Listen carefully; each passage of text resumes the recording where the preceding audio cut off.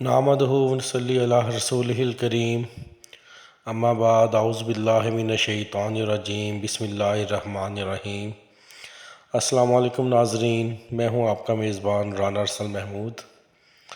ناظرین، آج کی حدیث، اپنے گھر کو بہترین گھر بنائیے۔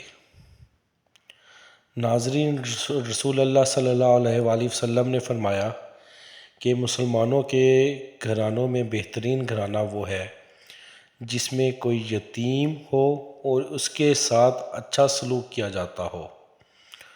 مسلمانوں کے گھروں میں بدترین گھر وہ ہے جس میں کوئی یتیم ہو اور اس کے ساتھ برا سلوک کیا جائے۔